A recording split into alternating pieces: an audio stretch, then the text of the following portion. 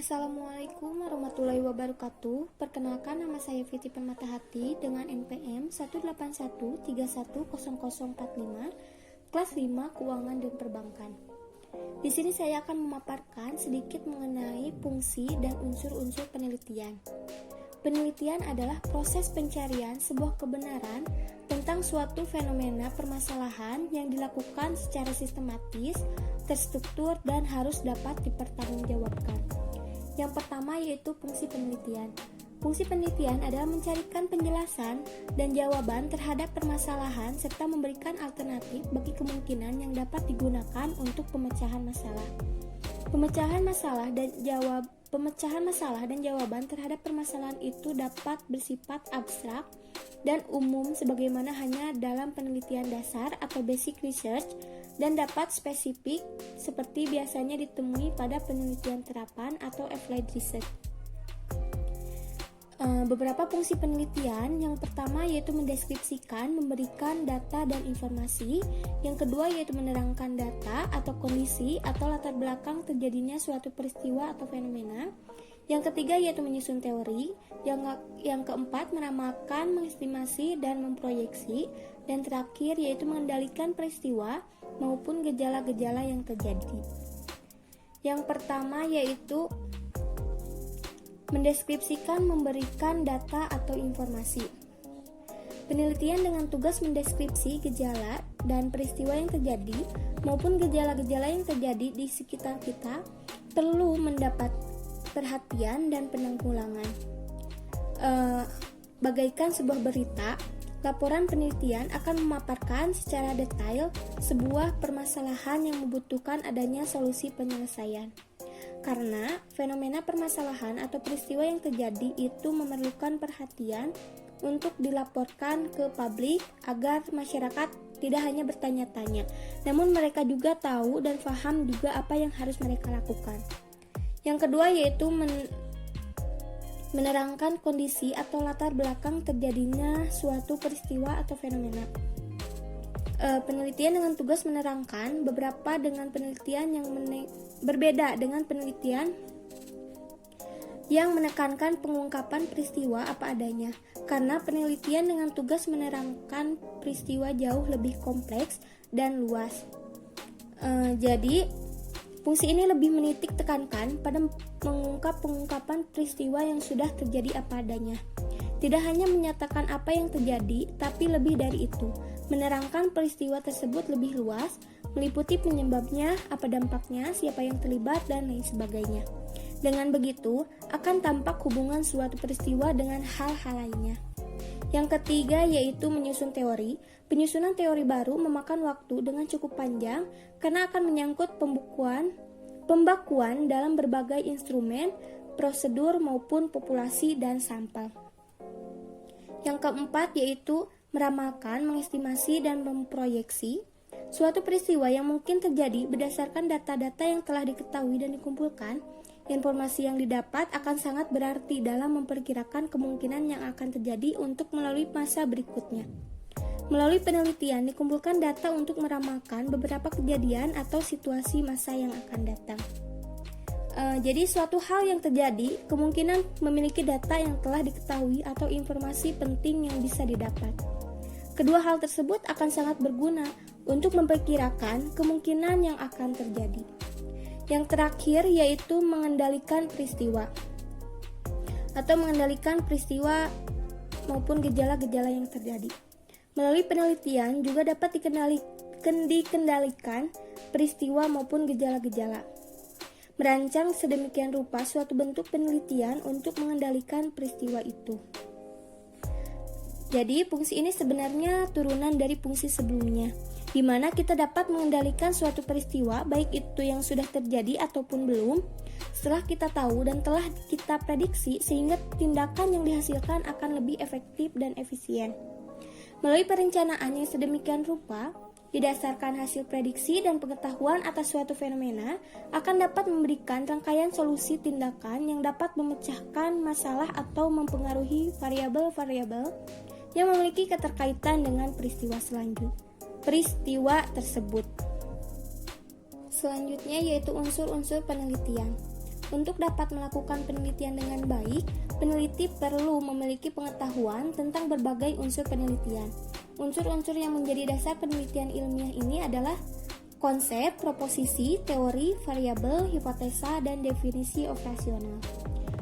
Yang pertama yaitu konsep. Konsep adalah unsur penelitian yang terpenting dan merupakan definisi yang dipakai oleh para peneliti untuk menggambarkan secara abstrak suatu fenomena sosial atau fenomena alami. Misalnya, untuk menggambarkan kapasitas reproduksi manusia dikenal konsep fertilitas dan fekunditas. Untuk menggambarkan pergerakan penduduk dikenal konsep migrasi dan mobilitas. Beberapa konsep yang biasa dipakai dalam penelitian kependudukan dan penelitian sosial adalah nilai anak, perilaku kontrasepsi, angkatan kerja, pengangguran, dan lain sebagainya. Dan konsep juga adalah generalisasi dari sekelompok fenomena tertentu sehingga dapat dipakai untuk menggambarkan berbagai fenomena yang sama. Misalnya, konsep perilaku menyimpang dipakai oleh para sosiolog untuk menggambarkan fenomena bunuh diri, kebiasaan minum alkohol, dan banyak fenomena lainnya. Konsep perilaku memilih dipakai untuk menerangkan fenomena memilih pekerjaan, memilih tempat tinggal, dan memilih jumlah anak. Dalam kenyataannya, konsep dapat mempunyai tingkat generalisasi yang berbeda. Jadi, semakin dekat suatu konsep kepada realitas, maka semakin mudah konsep tersebut diukur. Berbeda dengan konsep-konsep ilmu alam yang menggambarkan fenomena alami yang konkret atau karena dapat diraba dengan panca indera. Kebanyakan konsep-konsep dalam ilmu sosial adalah untuk menggambarkan fenomena konsep yang biasanya bersifat abstrak. Karena itu, dalam penelitian sosial, konsep-konsep yang perlu didefinisikan dengan jelas sehingga penelitian tersebut dapat difahami oleh masyarakat akademis yang luas. Yang kedua yaitu proposisi. Proposisi adalah pernyataan tentang sifat dari realita yang dapat diuji kebenarannya. Hipotesa adalah proposisi yang dirumuskan untuk pengujian empiris. Dalil atau hukum adalah jenis proposisi yang mempunyai jangkauan yang lebih luas dan telah mendapatkan banyak dukungan empiris. Dalam ilmu sosial, proposisi biasanya adalah pernyataan tentang hubungan antara dua konsep atau lebih. Misalnya, proposisi modernitas suami istri adalah salah satu faktor penentu perilaku kontrasepsi mereka. Lebih sering kita jumpai daripada proposisi, cenderung pasangan usia subur di Indonesia menggunakan kontrasepsi modern. Benar, keduanya adalah proposisi, karena keduanya adalah pernyataan tentang realita yang kebenarannya dapat diuji. Perbedaannya, yang pertama menghubungkan dua faktor dan menganggap bahwa satu faktor adalah penyebab dari faktor lainnya. Sedangkan proposisi yang kedua hanya menunjukkan distribusi suatu faktor. Yang ketiga yaitu teori. Teori adalah sarana pokok untuk menyatakan hubungan sistematis antara fenomena sosial maupun alami yang hendak diteliti, yaitu rangkaian yang logis dari satu proposisi atau lebih. Dan teori merupakan informasi yang diperoleh dengan meningkatkan abstraksi pengertian-pengertian maupun hubungan-hubungan pada proposisi. Misalnya menunjukkan bahwa penerimaan kontrasepsi modern oleh suami istri di pedesaan Jawa dipengaruhi oleh persepsi mereka tentang manfaat alat kontrasepsi tersebut.